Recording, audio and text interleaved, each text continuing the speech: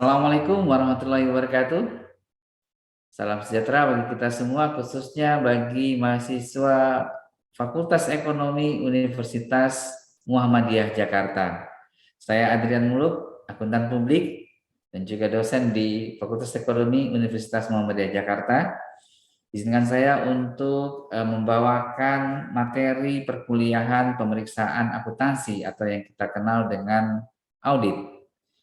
Nah, pertama-tama izinkan saya juga untuk memperkenalkan secara lebih dalam, lebih rinci mengenai pengalaman dan juga pengetahuan dan sertifikasi profesi saya. Nama saya Muhammad Adrian Muluk.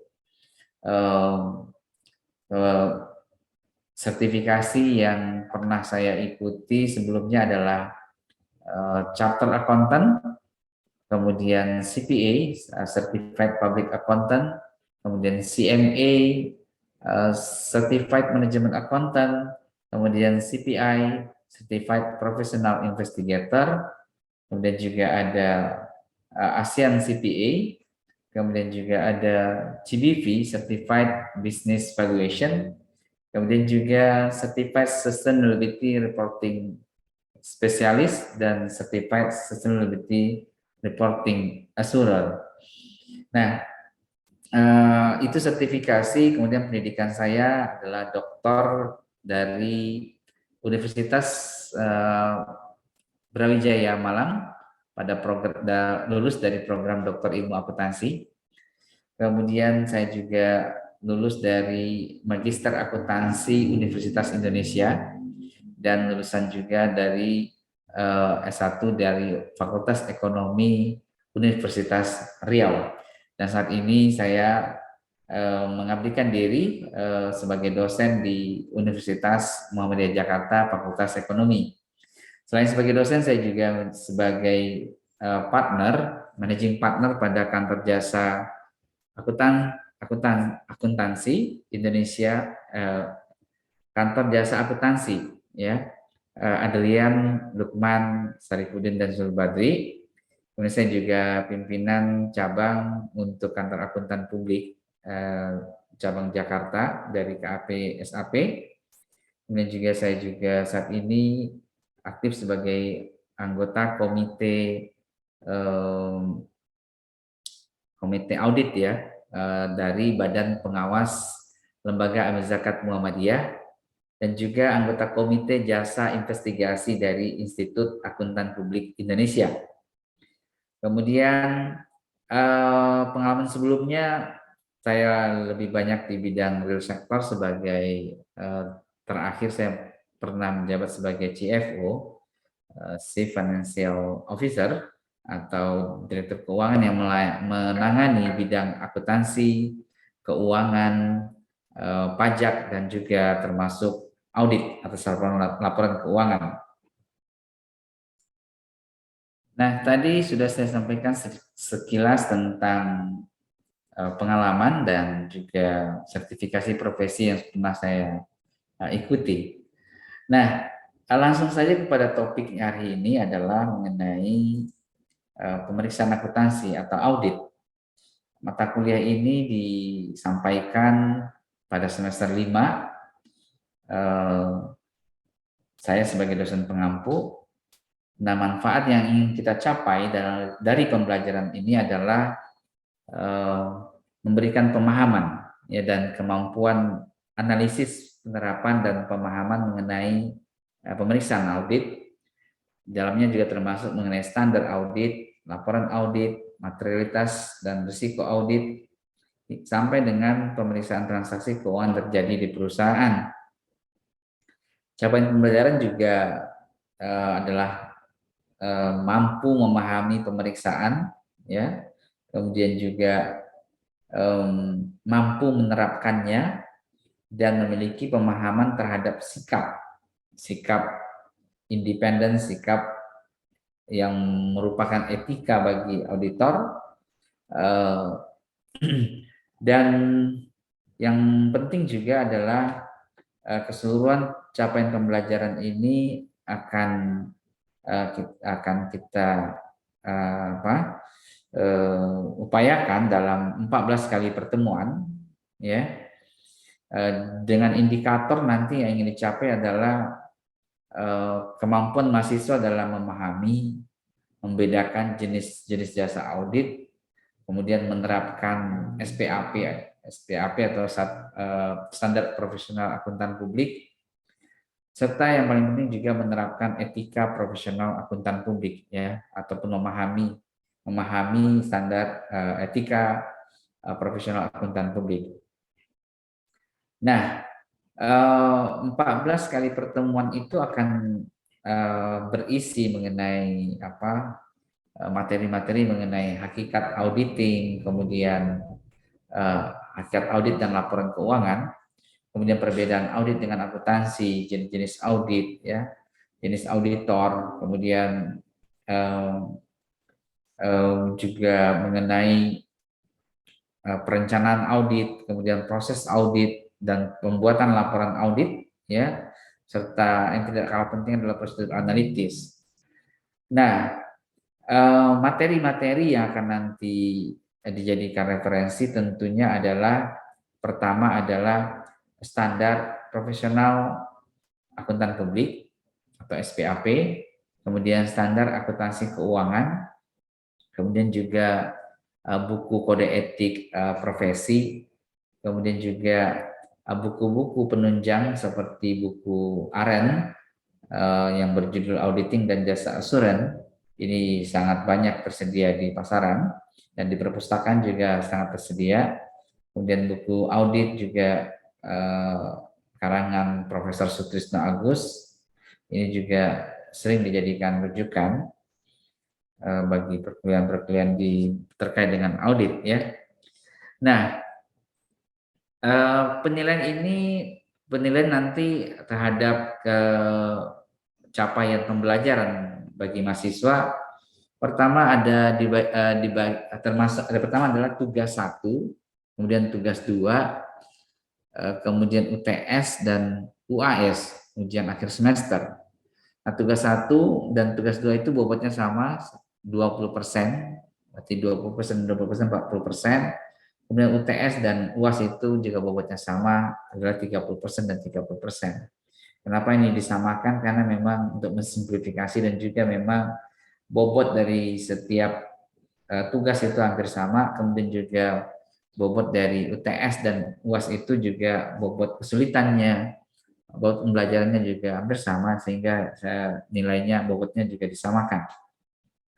Nah, mungkin saya langsung saja saya izin share screen, ya, nanti kepada materinya. Cuma sebelumnya nanti dari 14 kali pertemuan itu, 14 kali pertemuan itu saya kasih gambaran secara umum dulu, ya, materi-materi yang akan dicapai dalam 14 kali pertemuan itu. Yang pertama tentunya adalah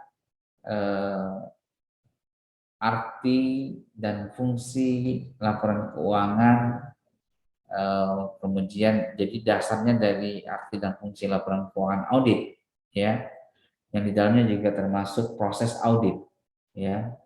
Dan ini nanti akan kita bahas hari ini juga. Kemudian nanti pada sesi berikutnya adalah jenis audit, kemudian juga mengenal profesi auditor. Itu pertemuan kedua yang akan kita selenggarakan nanti pada minggu depan, ya. Sekarang saat ini adalah tanggal 22 November, ya, berarti minggu depan tanggal 29 November insya Allah akan kita pertemuan keduanya, ya.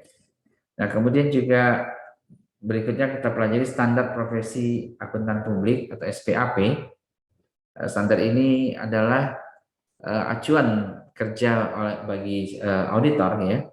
Kemudian etika profesi akuntan publik, ya. Ini juga acuan yang perlu diperhatikan oleh auditor. Kemudian rencana dan rancangan pendekatan audit, prosedur audit, analitis audit, dan prosedur analitis transaksi. Itu sampai dengan pertemuan ke-7, ya.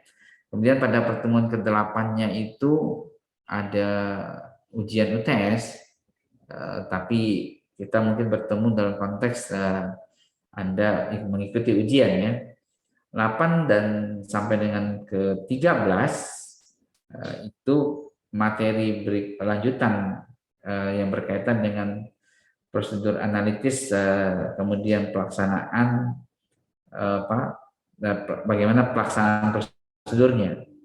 Nah, kemudian konsep transaksi, ya, kemudian bukti audit, teknik sampling, menentukan materialitas risiko, uji pengendalian internal, kemudian uji substantif, ya, sehingga nanti pada pertemuan ke-7, maksudnya 7 setelah UTS atau pertemuan ke-13, pertemuan ke-14 ya, pertemuan ke-14 itu seluruh materi yang dipelajari sudah disampaikan, sehingga nanti pada sebentar 7.14 ya, UTS-nya UAS-nya ya, ujian akhir semesternya, nanti diharapkan mahasiswa bisa memahami ataupun menunjukkan kemampuannya dalam pencapaian pembelajaran ya. Nah, seperti itu kontrak kuliah ataupun rancangan pembelajaran kita nanti ke depannya. Di pertemuan ini kita akan lanjutkan ke materi ya. Materi pertama nanti bicara tentang arti dan fungsi laporan keuangan audit ya, serta menggambarkan juga proses audit. Akan kita segera mulai nanti pembelajaran untuk materinya.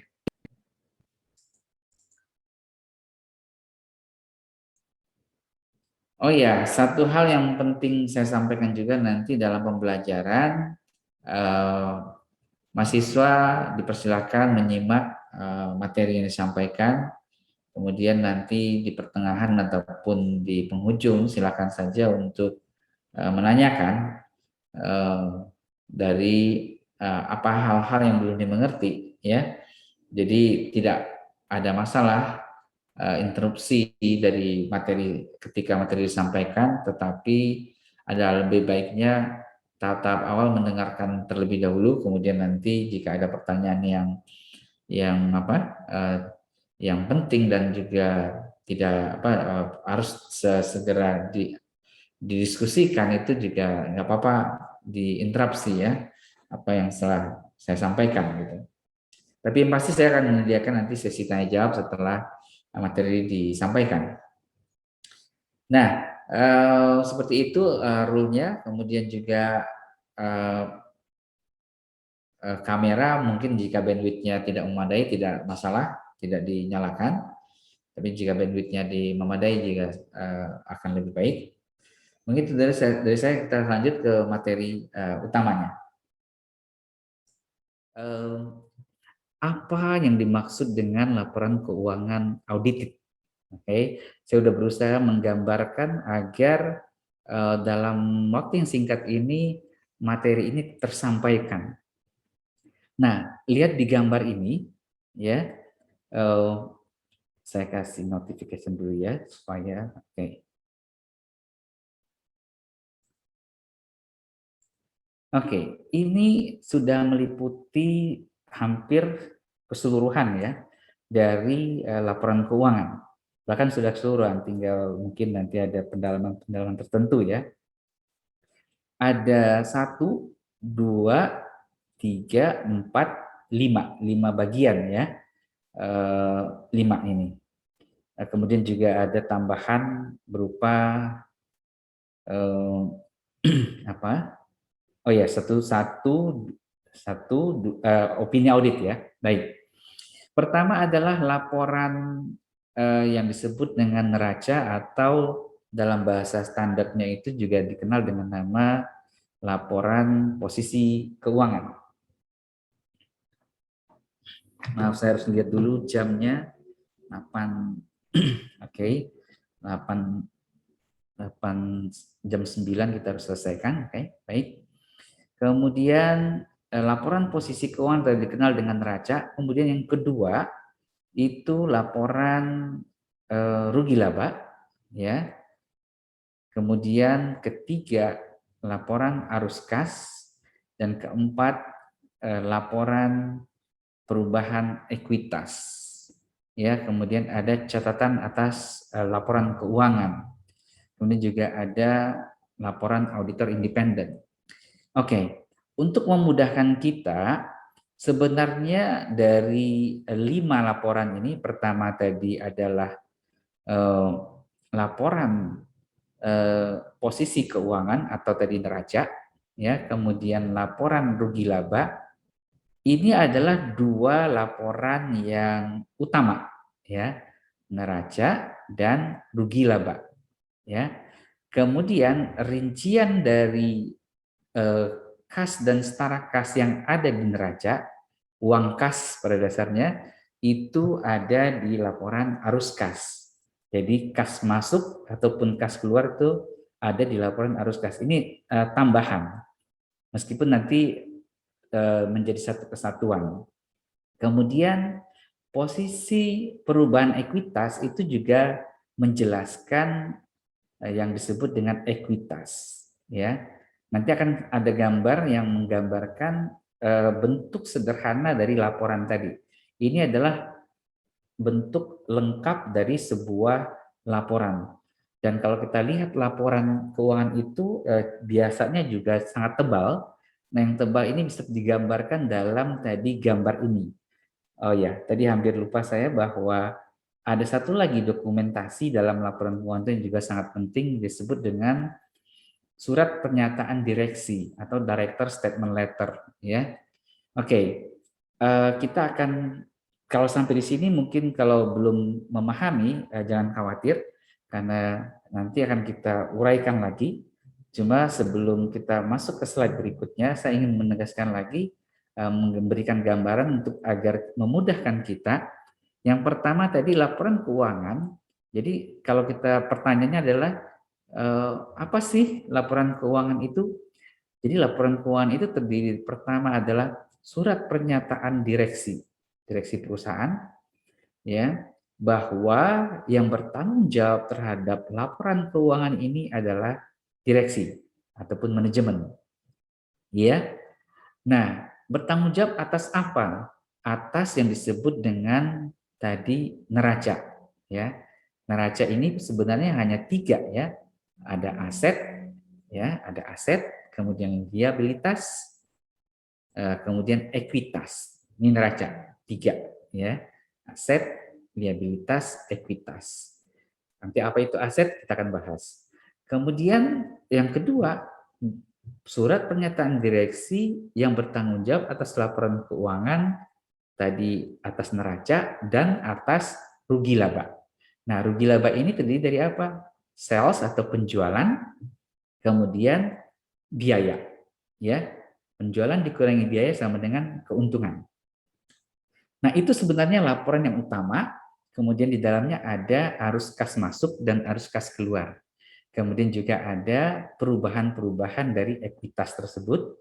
Kemudian ada catatan atas laporan keuangan yang pada dasarnya adalah berisi bagaimana pengukuran angka-angka yang dihitung yang di laporan neraca ataupun rugi laba.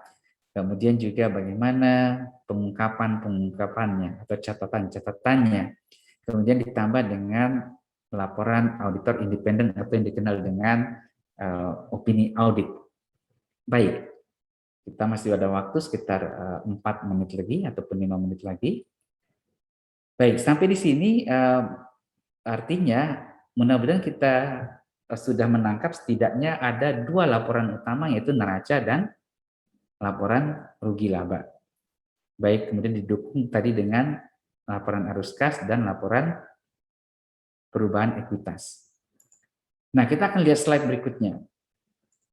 Nah, ini lebih lengkapnya, tetapi dalam versi ataupun bentuk yang sangat sederhana, ya. Tadi saya sudah sampaikan bahwa laporan keuangan tadi yang terdiri dari 5 komponen tadi, yaitu neraca, rugi laba, arus kas, perubahan ekuitas, dan catatan atas laporan keuangan itu bisa kita simplifikasi, bisa kita permudah dalam dua bentuk laporan yang disebut dengan neraca dan rugi laba. Nah, apa itu neraca? Sebelumnya ingin saya sampaikan dulu bahwa untuk memudahkan kita memahami laporan keuangan tadi, arti dan fungsinya, kita bisa memulai dari akhir, berawal dari akhir, berakhir dari awal. Jadi artinya tujuannya adalah kita memahami bentuk dari laporan keuangan tadi, ya, ataupun fungsinya, yang kemudian kita bisa juga menjabarkannya dalam bentuk bagaimana proses sehingga laporan keuangan itu bisa dihasilkan. Ada input, ada proses, ada output. Baik, sampai sini mudah-mudahan bisa disimak.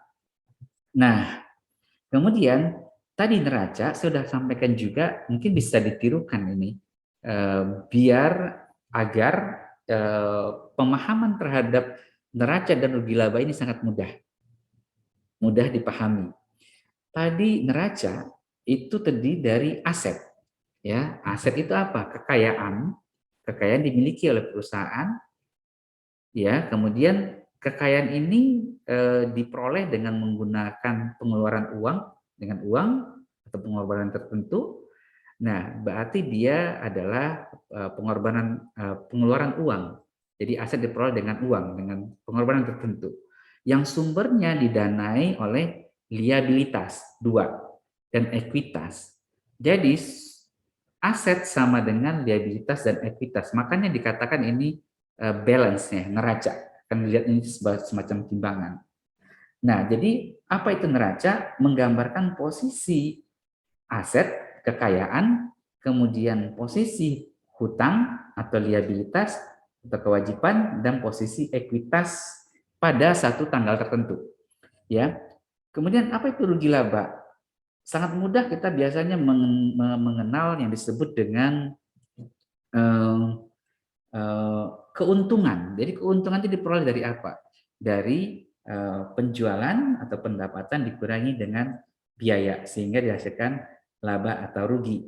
Nah, rugi ini bisa merupakan sumber dana, laba ya, merupakan sumber dana yang menjadi bagian dari ekuitas ataupun modal. Nah, ini lihat gambarnya tadi 1 dan biaya 5 ya. Ini memiliki karakter yang sama ya, karakter yang sama yaitu sama-sama ke atas, sementara 2, 3 dan 4 itu sama-sama ke bawah. Artinya jika aset kita bertambah berarti kita butuh uang, pengeluaran uang. Nah, jika utang kita bertambah, modal kita bertambah, ataupun pendapatan kita naik, itu berarti kita mendapat sumber dana. Itu dalam bentuk yang versi yang lebih mudahnya. Jadi sebenarnya apa itu laporan keuangan? Nah, ini ada satu proses yang sangat penting. Di sini saya tuliskan any kind of transaction related to company. Ya, kita masih ada waktu sekitar 1 ataupun 2 menit lagi. Nah, ini kind of transaction, apapun transaksinya itu bisa dikelompokkan hanya menjadi 5 komponen ini. Ya, oke. Apapun transaksinya, artinya apa? Sebuah entitas, sebuah perusahaan pasti memiliki banyak transaksi, baik untuk bayar gaji, baik itu untuk operasional, untuk bahan bakar, untuk listrik, untuk telepon, untuk beli barang dagangan, ya. Nah, ataupun melakukan penjualan barang dagangan, menerima uang kas, mengeluarkan uang, itu namanya transaksi. Nah, inilah yang menjadi masukan bagi sistem ataupun proses ini, atau proses yang disebut dengan proses akuntansi, sehingga untuk kemudian dikelompokkan tadi menjadi 5 akun ini. Ini sebuah keajaiban kalau menurut saya, karena penemuannya cukup menarik ya. Artinya transaksi yang kompleks, transaksi yang rumit, itu dipermudah dengan hanya mengelompokkan menjadi 5, sehingga pada dasarnya laporan keuangan itu adalah hasil dari pengelompokan ya kemudian juga perhitungan, ya, kemudian juga pengakuan kapan itu dia diakui, dari transaksi-transaksi yang cukup kompleks tadi dikelompokkan menjadi 5 kelompok kelompok ini, ya, ataupun kita sebut dengan akun istilahnya, ya, ataupun 5 kelompok ini, ya, yaitu aset yang merupakan kekayaan perusahaan, kemudian liabilitas merupakan kewajiban, ekuitas, pendapatan, dan biaya. Nah, ini sekilas yang menjadi topik kita utama kita hari ini, dan mungkin saya sudahi dulu untuk presentasinya. Nah, silakan ada satu pertanyaan, kita beri kesempatan kepada mahasiswa. Pertanyaannya meliputi tadi arti dan fungsi laporan keuangan, mudah-mudahan bisa dipahami. Nah, jika ada pertanyaan silahkan disampaikan. Adrian, saya stop share dulu. Baik. Mohon izin bertanya, Pak. Tadi di slide yang pertama yang yang kan ada laporan auditor independen ya. Baik. Itu apakah semua laporan keuangan harus diaudit, Pak? Oh iya. Baik, terima kasih. Pertanyaan dari Mbak Neni Priyanti, ya. Oke. Apakah laporan keuangan itu, tadi kan kita lihatkan slide-nya, ya. Apakah setiap laporan keuangan itu harus diaudit? Nah ini tadi topiknya, ya. Di sini ada laporan auditor, ya, laporan audit. Nah, apakah semua laporan keuangan itu diaudit? Pertanyaannya adalah tidak harus, ya. Kenapa? Karena audit ini adalah proses verifikasi terhadap penyajian ataupun tadi pengungkapan yang ada dalam laporan keuangan. Artinya laporan audit itu sangat dipengaruhi oleh kebutuhan dari masing-masing perusahaan. Sebagai contoh, ketika sebuah perusahaan itu akan mendaftar dalam proses IPO, Initial Public Offering, nah itu regulator mewajibkan untuk diaudit. Begitu juga misalkan ketika sebuah perusahaan ingin mengajukan pinjaman kepada bank, nah itu bank juga mewajibkan adanya laporan keuangan audit. Baik, karena waktu yang memisahkan kita, mudah-mudahan nanti di lain waktu kita bisa membahas lebih lanjut. Sekian dari saya, mohon maaf jika ada kekurangan. Terlebih dan kurang saya mohon maaf. Wabillahi taufiq wal hidayah.